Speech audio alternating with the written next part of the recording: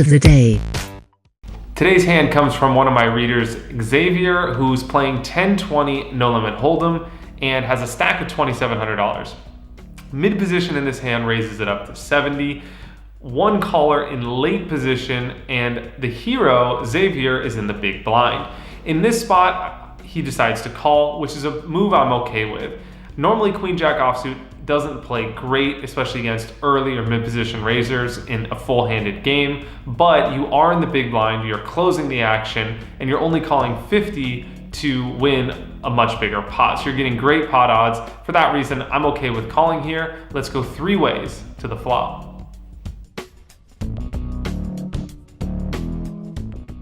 Flop comes Jack 5-4 with 2 hearts. We decide to check, which is totally standard. We should be checking here pretty much 100% of the time. The original raiser c-bets 160, and late position folds, it's back on us. Here, I think we have a very clear check call, which is what Xavier decides to do. We could talk about the merits of raising. Not really too fond of raising here. I think calling is going to be what you want to do with pretty much all of your hands to keep your range wider and more balanced. Xavier decides to call, which I love. Let's take a turn. The turn comes a 5 of spades.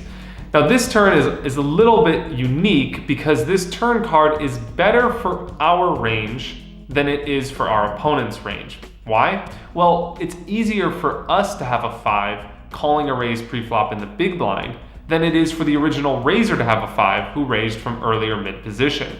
If you think about the combinations of hands pre-flop that we call with that include 5s in them, there are much more of those that we can have, even some offsuit hands, maybe like 5-6 offsuit, that the initial raiser can't have. So for that reason, it's important to take a step back before we act and just think about how this turn influences the different ranges of us versus our opponent. So because this turn is better for us, we could incorporate leading into our strategy here on this specific turn. Now, Queen Jack off in this spot isn't a great hand to lead with because we don't really get called by much worse, and we only get called pretty much most of the time by better. So I wouldn't want to lead with this specific hand, but this turn is important to understand how conceptually it affects the ranges so you can mix in a more balanced strategy when you have different types of holdings. Hands I would like to see led here are maybe some bluffs like 6-7, 6-8 type of hands, maybe some heart draws, and you also want to be leading with all 5s or full houses or better. So that would be my leading strategy on the turn. Make sure it's balanced.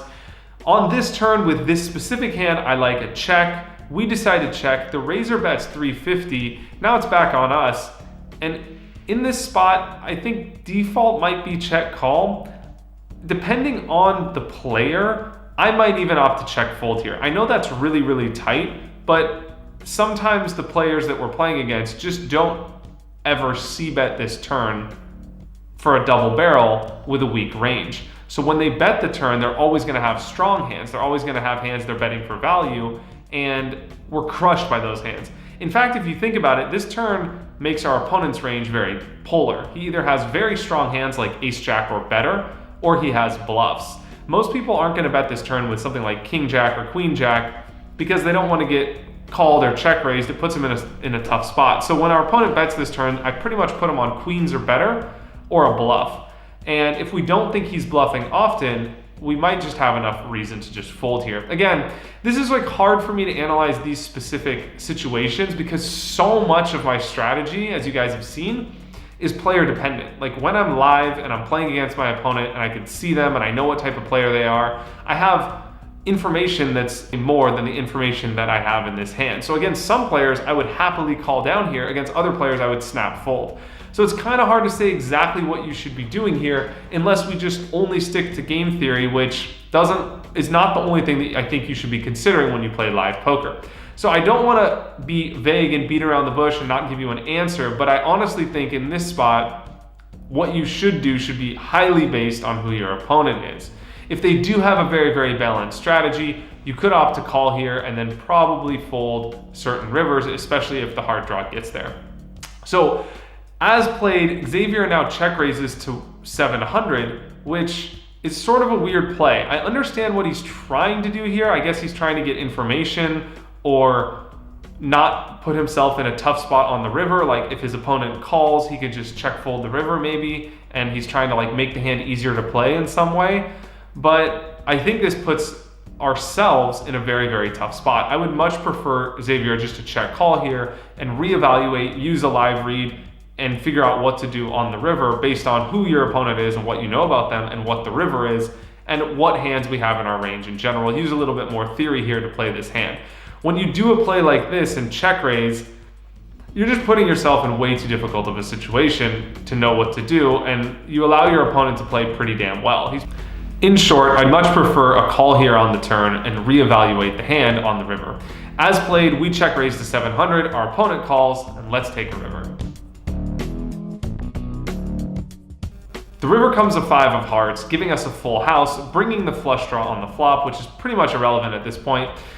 We check now, which is a play that I really like. At this point, if we bet, our hand is going to look extremely strong and we're never going to get called by worse. Our opponent really can't call with a worse hand. So I like to check here, and I would be hoping my opponent checks behind and I win the pot.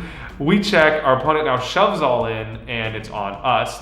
At this point, I really hate the spot we put ourselves in, but sometimes you have to play with the situation you're dealt. So in this particular spot, I think we have to lean towards a call here. Depending on exactly what odds you're getting, you can use a poker app like Poker Cruncher or something like that and run your equity versus your opponent's range. Figure out your pot odds and see if you have the right odds to call.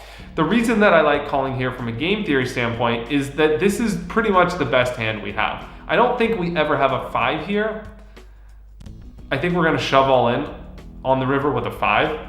So we either have a bluff, a flush, or a jack. And if our opponent is really good at hand reading, he's gonna shove with all of his jacks because he's gonna try and get us off a chop because he knows that our range is sort of capped. That being said, I'm kind of going back and forth because I said that it's hard for our opponent to have a jack on the turn. So again, this is really player dependent here. It depends on how much your opponent's gonna bet the turn with a jack, and honestly the type of opponent you have. Like, some opponents will never shove this river unless they have a jack beat. They won't even bet a jack, they'll just check behind and hope to win because they feel like they're not gonna get called with worse. Other opponents will shove a jack because they're like, I have a full house, I'm going all in, and they're gonna shove 100% of their jacks. So it's really hard to know exactly what to do. Other opponents can have bluffs here as well. I think this is very player dependent. I think in short, if I had to just make a decision on the information I have, which is very little, I would end up calling this river.